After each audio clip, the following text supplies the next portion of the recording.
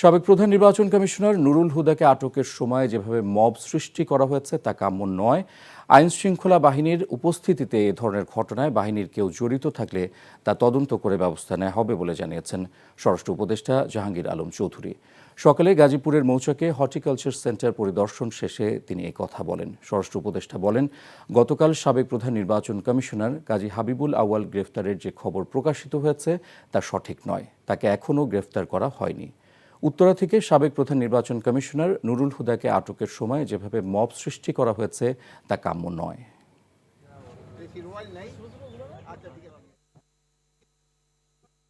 Media বলতেছেন যে হাবিবুল আউয়াল ওই যে আগে চিফ ইলেকশন কমিশনার অ্যারেস্ট হয়েছে, ইনি ইনফ্যাক্ট এখন পর্যন্ত অ্যারেস্ট হয়নি। অ্যারেস্ট হয়েছে নুরুল হুদা সাহেব, বাট ওনার যেভাবে করা হয়েছে যে মব জাস্টিস, এটা হলো কোনো অবস্থায় গ্রহণযোগ্য না। যদি কোনো কিছু থাকে, এই কোনো ঘটনা ঘটলে আইন শৃঙ্খলা বাহিনীর কাছে তারা হস্তান্তর করবে এবং আইন শৃঙ্খলা বাহিনী প্রপার অ্যাকশন নেবে। অন্তর্বর্তী সরকারের প্রধান উপদেষ্টা ডক্টর মোহাম্মদ ইউনূস বলেছেন, বাংলাদেশের স্কাউটরা দেশের জন্য জীবন দিয়ে ইতিহাস সৃষ্টি করেছে। ছাত্র আন্দোলনে 4 জন স্কাউট জীবন উৎসর্গ করেছে উল্লেখ করে তিনি বলেন, স্কাউটিংয়ের ইতিহাসে এমন নজির বিশ্বের আর কোথাও নেই। রাজধানীর তেজগাঁওয়ে প্রধান উপদেষ্টার কার্যালয়ে বাংলাদেশ স্কাউটসের দেশব্যাপী আয়োজিত কাপ কার্নিভালের উদ্বোধন ও শাপলা কাপ অ্যাওয়ার্ড বিতরণ অনুষ্ঠানে তিনি এসব কথা বলেন। প্রধান উপদেষ্টা বলেন, বিশ্ব ও নিজেকে আবিষ্কারের সুযোগ তৈরি করে স্কাউটসের কার্যক্রম। তাই ছাত্র জীবনে নিজের অভিজ্ঞতা ও দক্ষতা বাড়াতে স্কাউটসের মতো সহশিক্ষামূলক কার্যক্রমে অংশ নিতে শিক্ষার্থীদের প্রতি আহ্বান জানান তিনি। সবাই মজা পায়। জায়গা ছিল তখনও কলোনি হয়নি। 4 জন স্কাউট আত্মাহুতি দিল দেশের জন্য, দেশের মানুষের জন্য, নতুন বাংলাদেশ সৃষ্টি করার জন্য। সেটা দিয়েই এই ইতিহাসের সৃষ্টি। স্কাউটিংয়ের ইতিহাসে এরকম নজির আর কোথাও নাই। বাংলাদেশের স্কাউটরা ইতিহাস সৃষ্টি করেছে বলে আমরা সারা বিশ্বের পক্ষ থেকে তাদেরকে অভিনন্দন জানাচ্ছি। সবাই মিলে আমরা এটা হাততালি দিই তাদের জন্য। সেন্ট মার্টিন দ্বীপে প্রাকৃতিক পরিবেশ ফিরতে শুরু করেছে বলে জানিয়েছেন পরিবেশ উপদেষ্টা সৈয়দা রিজওয়ানা হাসান। দুপুরে সচিবালয়ে বিশ্ব পরিবেশ দিবস ও পরিবেশ মেলা 2025 উপলক্ষে সংবাদ সম্মেলনে এসব বলেন তিনি। এ সময় টাঙ্গুয়ার হাওরে কিভাবে পর্যটন হবে এ বিষয়ে নীতিমালা করা হচ্ছে বলে জানান তিনি। এছাড়া শব্দ দূষণ কমাতে আইন পরিবর্তন করে পুলিশকে এনফোর্সমেন্টের ক্ষমতা দেওয়া সহ বনের দখল দূষণ রোধে 8টি আইন ও বিধিমালা সংশোধনের কাজ প্রায় শেষ বলে জানান উপদেষ্টা। বলেন, দূষণ সৃষ্টিকারী যানবাহন বন্ধ করতে অভিযান চালানো হবে। আর 5ই জুন ছুটি থাকায় এবছর 25 জুন পরিবেশ দিবস উদযাপন করা হবে জানান তিনি। ওই দিন পরিবেশ দিবস ও মেলার উদ্বোধন করবেন প্রধান উপদেষ্টা। সরকারি পর্যায়ে কিন্তু সেন্ট মার্টিনের জন্য নীতিমালা করা আছে, যেগুলো গেজেট নোটিফাই। এই 3টার সমন্বয়ে আমরা একটা মাস্টার প্ল্যান করতে পারি কিনা। এইটার পাশাপাশি আমরা জলবায়ু পরিবর্তন ট্রাস্ট ফান্ড থেকে একটা প্রকল্প অনুমোদন করা হয়েছে, যেখানে অল্টারনেটিভ লাইভলিহুড দেয়া হবে সেন্ট মার্টিনের মানুষদেরকে। 21 দফা দাবিতে দ্বিতীয় দিনের মতো রংপুর কারমাইকেল কলেজে শাটডাউন কর্মসূচি চলছে। আন্দোলনরত শিক্ষার্থীরা প্রশাসনিক ভবন ও ক্লাসরুমে তালা ঝুলিয়ে দিয়েছে। সকাল 10টা থেকে চলছে বিক্ষোভ কর্মসূচি। কলেজের সার্বিক উন্নয়ন, দখলকৃত জমি উদ্ধার, শিক্ষক সংকট, হোস্টেল চালু ও সংস্কার সহ 21 দফা দাবিতে শিক্ষার্থীরা গতকাল থেকে শাটডাউন কর্মসূচি শুরু করে। আজ সকাল থেকে ক্যাম্পাসে বিক্ষোভ মিছিল করার পর প্রশাসনিক ভবনের সামনে অবস্থান কর্মসূচি পালন করছেন তারা। শিক্ষা উপদেষ্টা ও শিক্ষা মন্ত্রণালয় দাবি মানা না পর্যন্ত আন্দোলন চালিয়ে যাওয়ার ঘোষণা দিয়েছেন শিক্ষার্থীরা।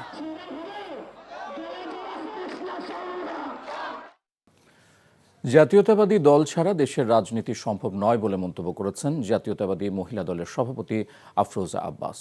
রাজধানীর শাহজাহানপুরে থানা বিএনপি আয়োজিত নতুন সদস্য সংগ্রহ ও নবায়ন কার্যক্রমের উদ্বোধনী অনুষ্ঠানে তিনি মন্তব্য করেন, 17 বছর ধরে নির্যাতনের সাথে জড়িতরা যেন বিএনপিতে প্রবেশ করতে না পারে সেদিকে দলীয় নেতাকর্মীদের সতর্ক থাকার পরামর্শ দেন আফরোজা আব্বাস। অতীতে যারা আন্দোলন সংগ্রাম করেছেন, নির্যাতন সয়েছেন, তাদের মূল্যায়নের কথা বলেন তিনি। যুব ও ক্রীড়া মন্ত্রণালয়ের উপদেষ্টা আসিফ মাহমুদ সজীব ভুঁইয়া বলেছেন, জুলাই গণ অভ্যুত্থানের মাধ্যমে তরুণরা দেখিয়ে দিয়েছেন তারা শুধু গণতান্ত্রিক বিপ্লবী নয়, তারা চিন্তাবিদ, উদ্যোক্তা, ক্রীড়াবিদ এবং উদ্ভাবকও। রাজধানীর একটি হোটেলে কমনওয়েলথ চার্টার বিষয়ক কর্মশালার উদ্বোধন করে আসিফ মাহমুদ বলেন, কমনওয়েলথ চার্টার কেবল একটি দলিল নয়, বরং এটি একটি প্রতিশ্রুতি যা গণতন্ত্র, মানবাধিকার, লিঙ্গ সমতা ও টেকসই উন্নয়নের অঙ্গীকার স্মরণ করিয়ে দেয়। উপদেষ্টা জানান, কমনওয়েলথভুক্ত দেশগুলোর 60% জনসংখ্যা 30 বছরের নিচে, আর বাংলাদেশে এই হার আরও বেশি। তরুণরাই পরিবর্তন ঘটাতে পারে উল্লেখ করে আসিফ মাহমুদ সজীব ভুঁইয়া বলেন, স্বৈরাচার হঠাতে জুলাই অভ্যুত্থানে তরুণরা মুখ্য ভূমিকা রেখেছে। এই তরুণরাই আগামীর গণতান্ত্রিক বাংলাদেশকে উদ্ভাবনী শক্তি দিয়ে উন্নতির দিকে নিয়ে যাবে।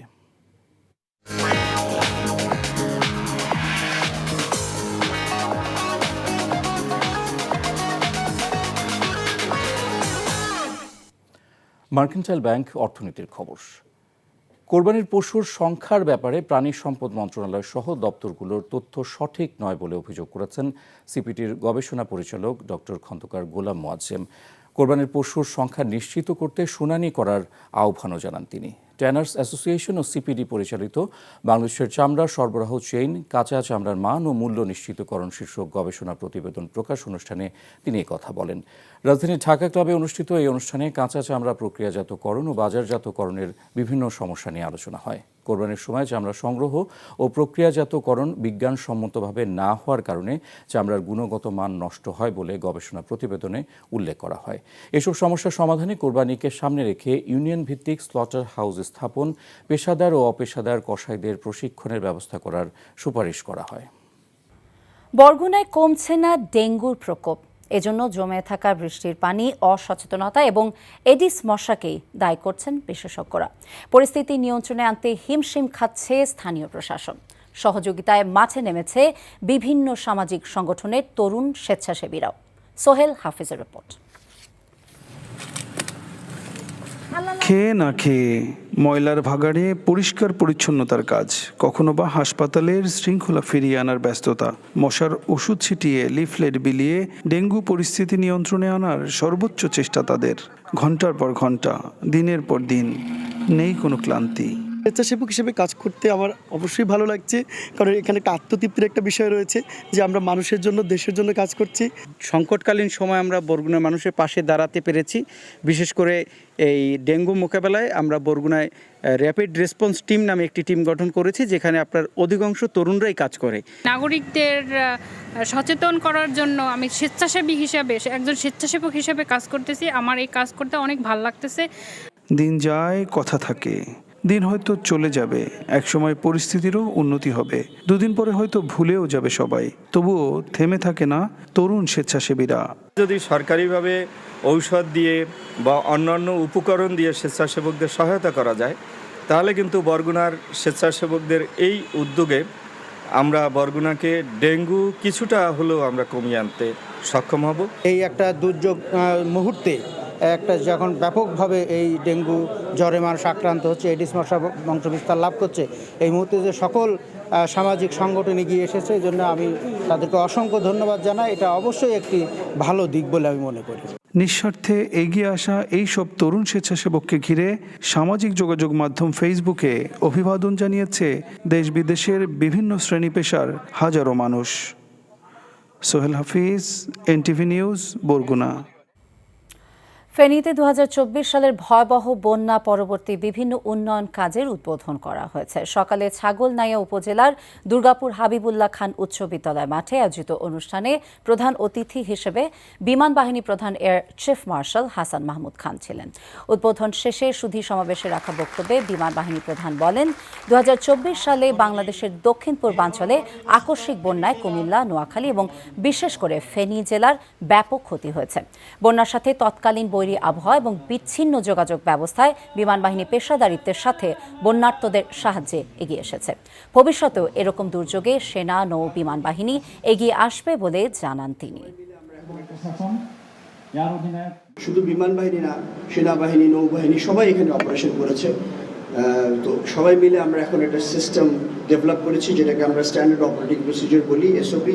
তার মাধ্যমে ভবিষ্যতে যদি প্রয়োজন হয়, আমি দোয়া করি যাতে এখানে এ ধরনের বন্যা না হয়, যদি হয় তাহলে আমরা আরও সুন্দর এবং অর্গানাইজডভাবে এখানে উদ্ধার এবং ত্রাণ কার্যক্রম পরিচালনা করতে পারবো বলে আমার বিশ্বাস।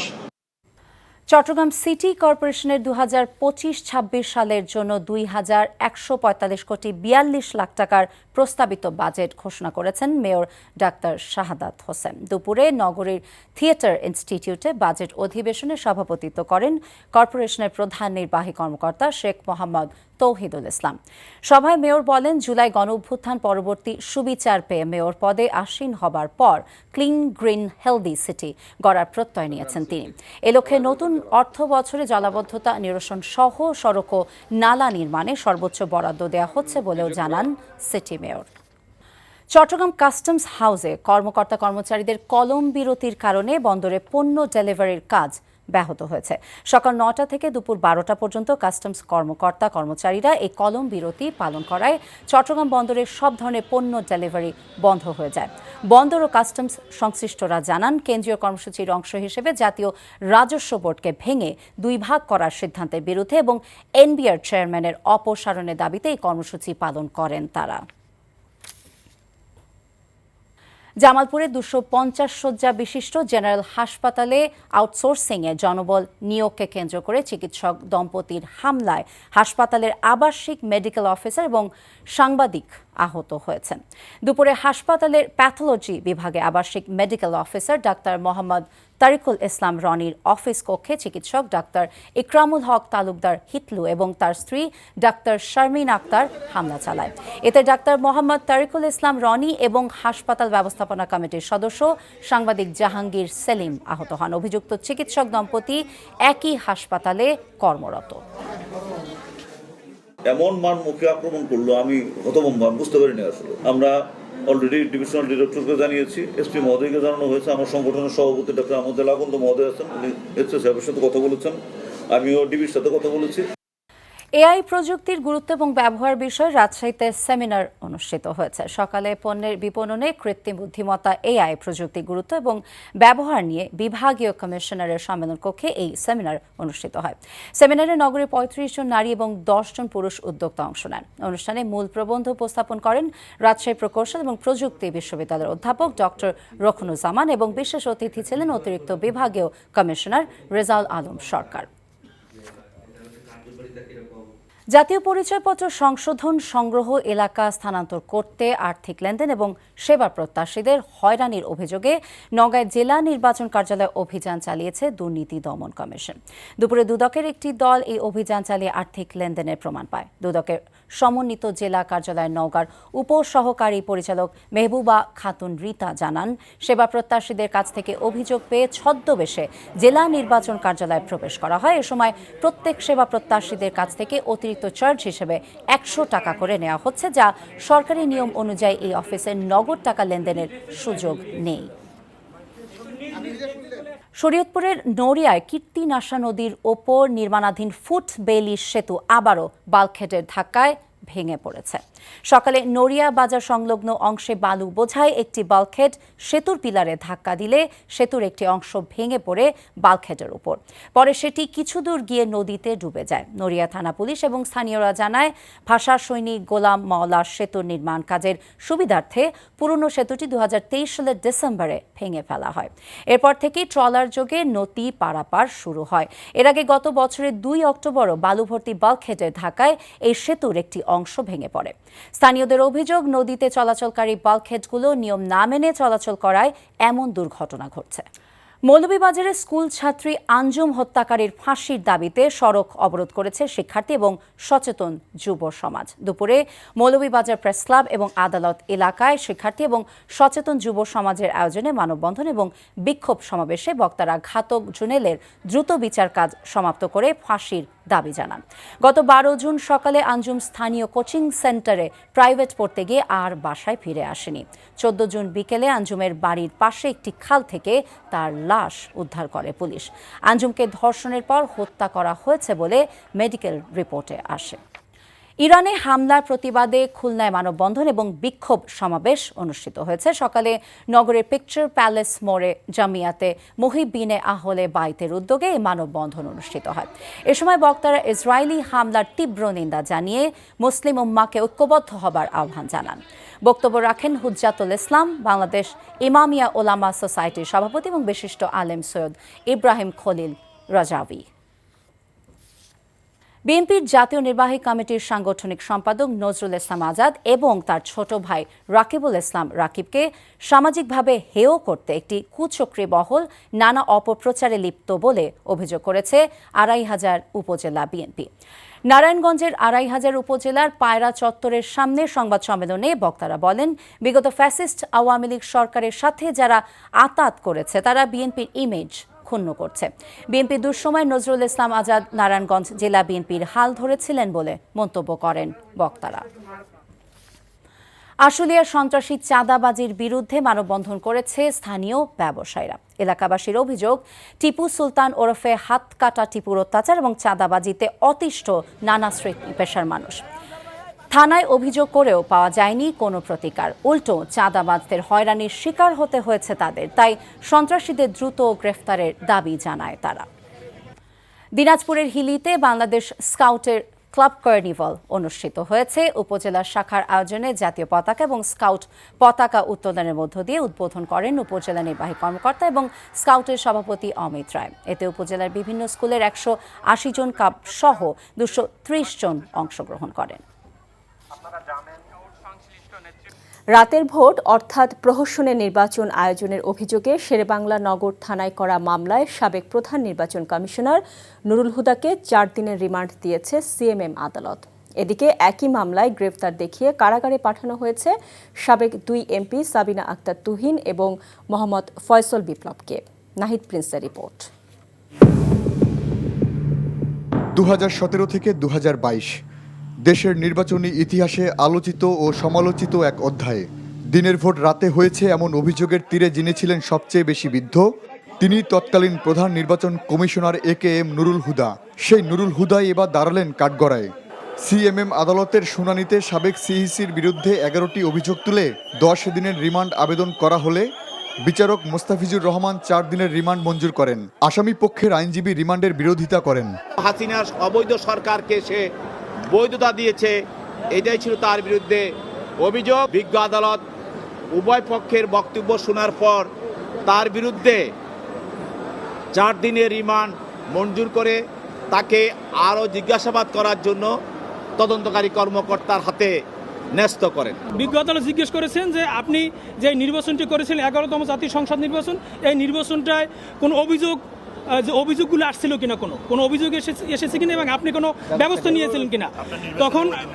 তখন সিজি সাহেব বলেছেন যে মাঠ পর্যায় থেকে কোনো অভিযোগ আমি পাইনি, নির্বাচন সম্পন্ন করার পরেও মাঠ পর্যায় থেকে কোনো অভিযোগ আমি পাইনি এবং এই যে দিনের ভোট রাতের কথা বলা হয়েছে, এই মর্মে বাংলাদেশের কোনো মিডিয়ায় এই মর্মে কোনো নিউজ প্রচারিত হয়নি বিধায় ওই নির্বাচনটি বৈধ নির্বাচন ছিল।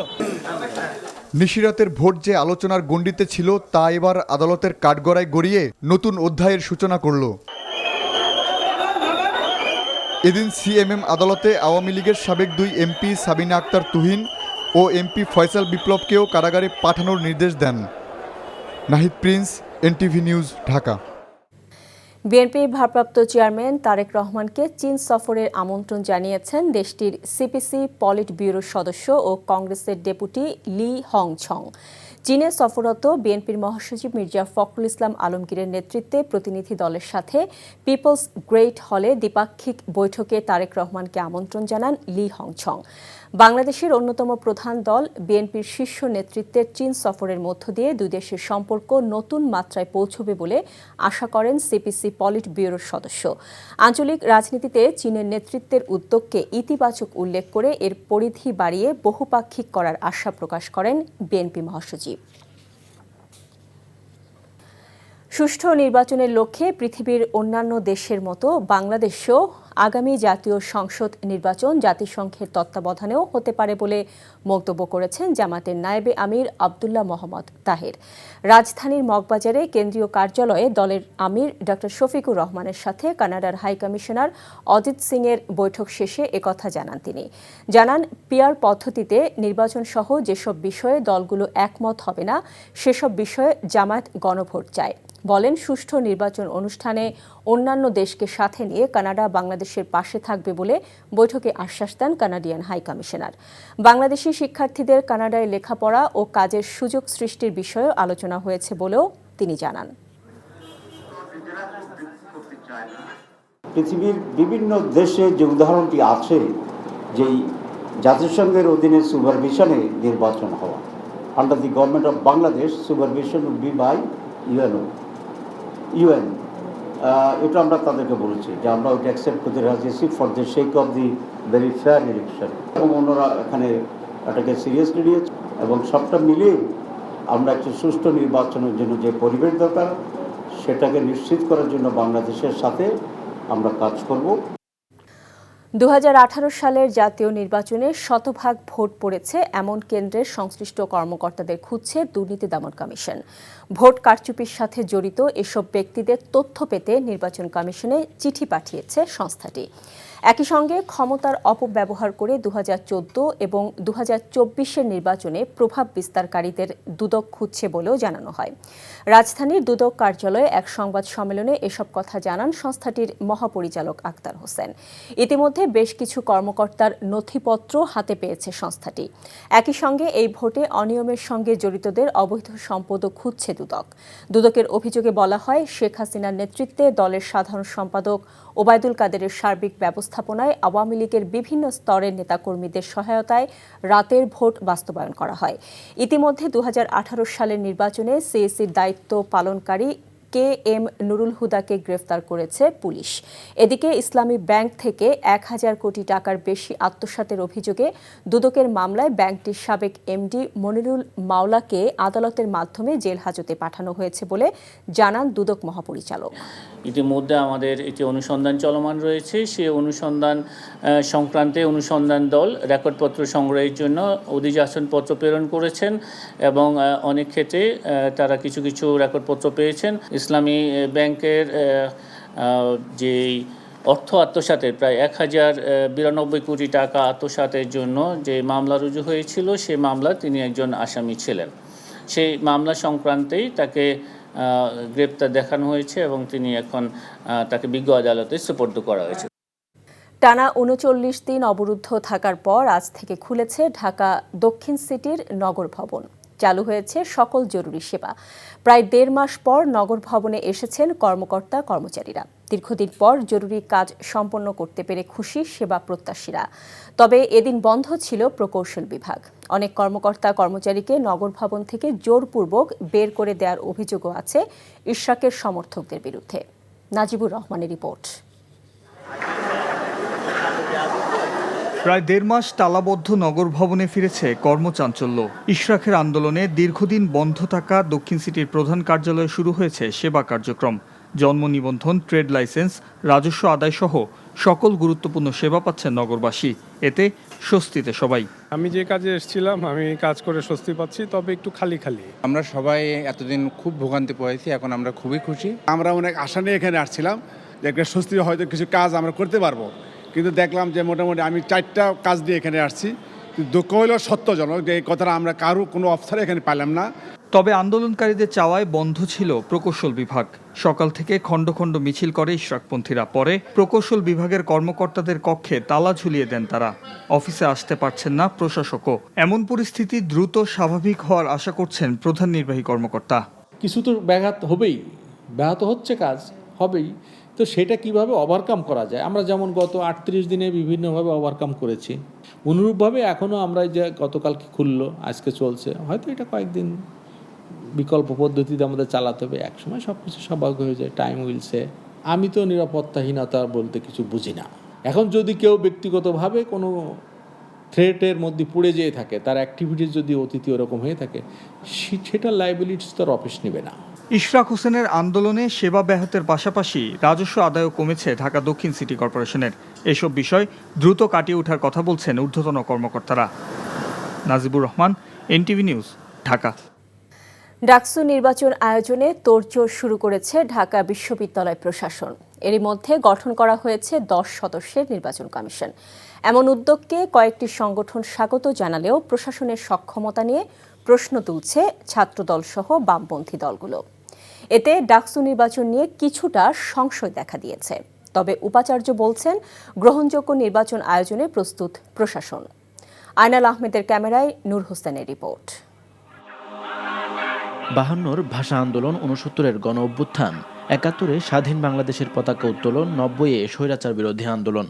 এ জাতির সংগ্রামের প্রতিটি পরতে লেখা আছে ঢাকা বিশ্ববিদ্যালয় কেন্দ্রীয় ছাত্র সংসদ, ডাকসুর গৌরব গাথা। ক্ষমতাসীনদের জবরদস্তিতে ৯০ পরবর্তী অচলায়তন ভেঙে ২০১৯ সালে হওয়া ডাকসু নির্বাচনও শিক্ষার্থীদের প্রত্যাশা পূরণে ব্যর্থ হয়। শিক্ষার্থীদের দাবি আমলে নিয়ে গঠনতন্ত্রে কিছু পরিবর্তন এনে এবার নির্বাচন কমিশন গঠন করেছে বিশ্ববিদ্যালয় প্রশাসন।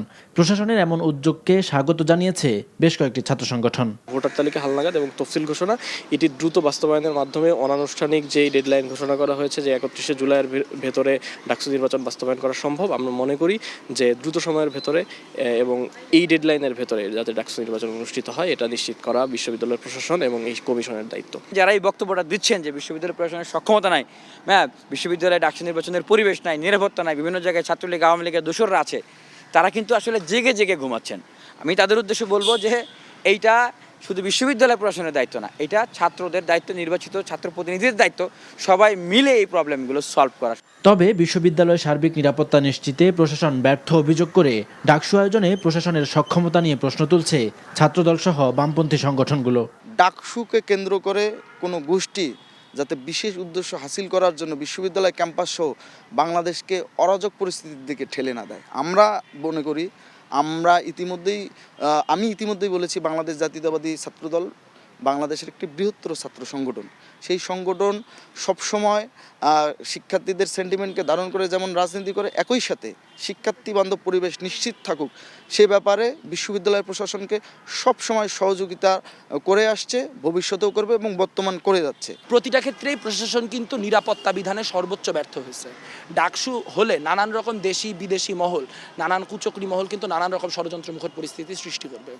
সেই ষড়যন্ত্রমুখর পরিস্থিতি তারা আসলে কতটুকু সামাল দিতে পারবে এই নিয়ে আমাদের চূড়ান্ত দ্বিধা আছে। উপাচার্যের দাবি সর্বোচ্চ নিরপেক্ষতা বজায় রেখে সবার অংশগ্রহণে বিতর্কমুক্ত গ্রহণযোগ্য ডাকসু নির্বাচনে প্রস্তুত বিশ্ববিদ্যালয় প্রশাসন। মূলত আমাদের গণ অভ্যুত্থানের স্পিরিটকে সম্মান জানানোর জন্য যে এর মাধ্যমে ডাকসুর মাধ্যমে ছাত্রদের ভয়েস প্রতিষ্ঠিত হবে, বিশ্ববিদ্যালয়ের গভর্নেন্স স্ট্রাকচারে তাদের নেতৃত্ব চর্চার সুযোগ হবে, গণতন্ত্র চর্চার সুযোগ হবে, এটি আমাদের অধ্যাদেশেই বলে দেওয়া আছে।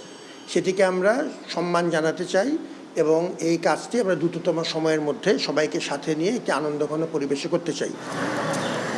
উৎসবমুখর পরিবেশে ভোট দিয়ে দ্রুত বাংলাদেশের মিনি পার্লামেন্ট খ্যাত ডাকসুর নেতৃত্ব নির্বাচন করতে চায় বিশ্ববিদ্যালয় শিক্ষার্থীরা। তাদের প্রত্যাশা এই নির্বাচনের মধ্য দিয়ে বাংলাদেশের ছাত্র রাজনীতির গতি প্রকৃতির পাশাপাশি বদলে যাবে জাতীয় রাজনীতির হালচাল।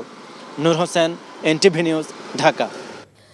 কোরবানি পশুর চামড়া সংগ্রহ এবং বাজারজাতকরণের মূল সমস্যা এ সম্পর্কিত সঠিক তথ্যের অভাব, এমনটি উঠে এসেছে বাংলাদেশের চামড়া সরবরাহ চেইন কাঁচা চামড়ার মান ও মূল্য নিশ্চিতকরণ শীর্ষক গবেষণা প্রতিবেদনে। চামড়া সংক্রান্ত গবেষণা ও বিনিয়োগ বাড়ানোর জন্য সরকারি উদ্যোগ বাড়ানোর সুপারিশও করা হয়েছে ট্যানার্স অ্যাসোসিয়েশন ও সিপিডির এই প্রতিবেদনে। নজরানা চৌধুরী রিপোর্ট। সরকারি হিসেবে ২০২৫ সালের কোরবানি ঈদে পশু কোরবানি দেয়া হয়েছে ৯১,৩৬,০০০-এরও বেশি। সিপিডির সাথে যৌথভাবে ট্যানারি অ্যাসোসিয়েশন পরিচালিত গবেষণা প্রতিবেদনে দাবি করা হয়েছে যে এই সংখ্যা সঠিক নয়। কি পরিমাণ কোরবানি আসলে হচ্ছে, যে তথ্য দেয়া হচ্ছে ৯১ লক্ষ, এই সমস্ত তথ্য আসলেই সঠিক নয়। এর থেকে অনেক কম পরিমাণ কোরবানি হচ্ছে। জাতীয় পর্যায়ে একটি তারা যাতে সেন্সাস বা শুমারি করেন, গবাদি পশুর এই শুমারিটি অত্যধিক গুরুত্বপূর্ণ হয়ে দাঁড়িয়েছে।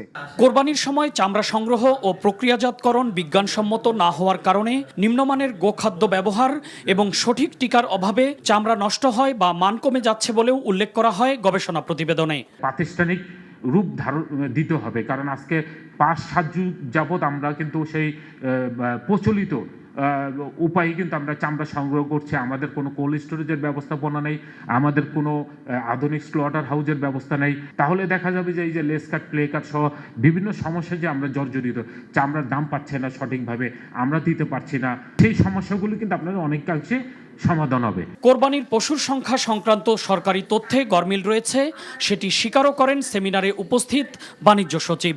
ভবিষ্যতে কাঁচা চামড়ার মূল্য নির্ধারণ অন্য পদ্ধতিতে করা হবে বলেও জানান তিনি। হ্যাঁ, পরিসংখ্যান সঠিক নাই, সেটা সত্য। প্রায় ১ কোটি বা কাছাকাছি সংখ্যক চামড়া সংগৃহীত হয় এই সময়। আগামী বছর সমপরিমাণ বা অধিক পরিমাণ আমরা প্রণোদনা দেব, লবণ দিব না। কারণ হলো লবণটাও বিক্রি করে দিল, চামড়াটাও বিক্রি করে দিল। তার চেয়ে উনি নিজে লবণ কিনে দিয়ে যদি নিয়ে আসেন, সেই চামড়াটায় যদি আমরা প্রণোদনা দিতে পারি, তাহলে সেটা মোর এফেক্টিভ হবে। কোরবানিকে সামনে রেখে ইউনিয়ন ভিত্তিক স্লটার হাউস স্থাপন, পেশাদার অপেশাদার কসাইদের প্রশিক্ষণের ব্যবস্থা করার সুপারিশও করা হয় এই সেমিনারে। নজরানা চৌধুরী, এনটিভি নিউজ, ঢাকা। সরকারি চাকরি সংশোধন অধ্যাদেশ বাতিলের দাবিতে মঙ্গলবার গণসংযোগ কর্মসূচি পালনের ঘোষণা দিয়েছেন সচিবালয় কর্মকর্তা কর্মচারী ঐক্য ফোরামের নেতারা। সকালে সচিবালয়ের কেন্দ্রীয় লাইব্রেরিতে পূর্ব ঘোষণা অনুযায়ী 11টা থেকে 2 ঘণ্টার কর্মবিরতি পালন শেষে এ ঘোষণা দেন তারা। এ সময় যারা সংশোধিত সরকারি চাকুরি অধ্যাদেশ তৈরিতে সহায়তা করেছে তাদের বিরুদ্ধে ব্যবস্থা নেওয়ার দাবি জানানো হয়। অধ্যাদেশটি পুনর্বিবেচনায় সরকার গঠিত কমিটির পক্ষ থেকে এখনও কোনো কিছু না জানানোয় সমালোচনাও করেন অনেকে। অধ্যাদেশ বাতিল না হলে কঠোর কর্মসূচি দেবারও হুঁশিয়ারি দেওয়া হয়। 25 মে সংশোধিত সরকারি চাকরি অধ্যাদেশ জারি করে সরকার। অধ্যাদেশ জারির আগে 22 মে উপদেষ্টা পরিষদের নীতিগত অনুমোদনের পর 24 মে থেকে আন্দোলন করে যাচ্ছেন সচিবালয়ের কর্মচারীরা। আলোচনা ফলপ্রসূ হলেও বাজেট ও বিকল্প আবাসন নিয়ে পরিষ্কার রোডম্যাপ না পাওয়ায় আপাতত ক্লাসেও ফিরছেন না, আবার হলেও ছাড়ছেন না বলে জানিয়েছেন ঢাকা মেডিকেল কলেজের শিক্ষার্থীরা। দুপুরে সচিবালয়ের স্বাস্থ্য মন্ত্রণালয়ের বিশেষ সহকারী অধ্যাপক ডাক্তার সাইদুর রহমানের সাথে আলোচনা শেষে একথা বলেন তারা। আর বৈঠকের বিষয়ে গণমাধ্যমের সাথে কথা বলেননি স্বাস্থ্য মন্ত্রণালয়ের কেউ। তাদের সাথে যে বৈঠক সেটা আমরা বলবো যে ফলপ্রসূ, কারণ আমাদের যে দাবিগুলো জানানো ছিল, একটা বিস্তারিত আলাপের কথা ছিল, সবকিছুই বিস্তারিত আলাপ আলোচনা হয়েছে, কিন্তু এখনো যেহেতু আমরা ক্লিয়ার রোডম্যাপ পাইনি এবং ক্লিয়ার ইনস্ট্রাকশন পাইনি কিভাবে কি হচ্ছে, সেহেতু আমরা এখনো ক্লাসে ফিরছি না এবং আমাদের এই নতুন যে আবাসন এবং বিকল্প আবাসন এটার একটা দ্রুত ব্যবস্থা চাই। ঢাকা মেডিকেল কলেজের একাডেমিক কার্যক্রম আমরা গত 28 মে অনির্দিষ্টকালের জন্য বন্ধ ঘোষণা করি। এরপরে আমরা আর ক্লাসে ফিরিনি। পরবর্তীতে বিগত 21 জুনের নোটিশে আমাদেরকে আমাদের কলেজ প্রশাসন থেকে জানানো হয় যে একাডেমিক কার্যক্রম বন্ধ এবং হল ছাড়ার নোটিশ দেওয়া হয়। আমরা সেই হল ছাড়ার নোটিশকে প্রত্যাখ্যান আগেও করেছি, এখনও করছি, আমরা হল ভ্যাকেন্ট করছি না। ক্রিকেটের বিকেন্দ্রীকরণের জন্য সরকারের সার্বিক সহযোগিতা চান বাংলাদেশ ক্রিকেট বোর্ড বিসিবির সভাপতি আমিনুল ইসলাম বুলবুল। জেলায় জেলায় ক্রিকেট ছড়িয়ে দেওয়ার পাশাপাশি খেলার মান উন্নয়নে কাজ করতে চান তিনি। বাংলাদেশের টেস্ট ক্রিকেটে মর্যাদা প্রাপ্তির 25 বছর পূর্তিকে স্মরণীয় করে রাখতে বিভাগীয় শহরগুলোতে বিশেষ আয়োজন চলছে বিসিবির। সেই উপলক্ষে সিলেটের তৃণমূল ক্রিকেটার, কোচ ও সংগঠকদের সঙ্গে মত বিনিময় করেন আমিনুল ইসলাম। এ সময় কার্নিভাল ম্যাচ উপভোগ করেন বিসিবি প্রধান। এর আগে খুলনা ও রাজশাহীতে বিশেষ আয়োজন করে বিসিবি। 24 জুন চট্টগ্রাম, 25 জুন ঢাকার ধানমন্ডিতে রিয়াগোপ উইমেন্স কমপ্লেক্স ও 27 জুন মিরপুরে কেন্দ্রীয়ভাবে আয়োজন হবে টেস্টে বাংলাদেশের 25 বছর পূর্তি উৎসব। উইদাউট গভর্নমেন্ট সাপোর্ট আমরা কোথাও যেতে পারবো না। আপনারা জানেন বাংলাদেশ ক্রিকেট বোর্ড একটা স্বায়ত্তশাসিত সংস্থা, কিন্তু আমরা কাজ করি ন্যাশনাল স্পোর্টস কাউন্সিলের নিচে। তো এই কথাগুলোর কারণ হচ্ছে আমরা সকলকে নিয়ে ডিসেন্ট্রালাইজেশনটা করতে চাই। ডিসেন্ট্রালাইজেশন মানে এই না যে শুধুমাত্র আমরা পৌঁছাবো এবং খেলাবো, সাথে সাথে আমরা যাতে ভালো ক্রিকেটার তৈরি করতে পারি সেই লক্ষ্যে কোচদেরও ট্রেনিং করাবো, আম্পায়ারদেরও ট্রেনিং করাবো,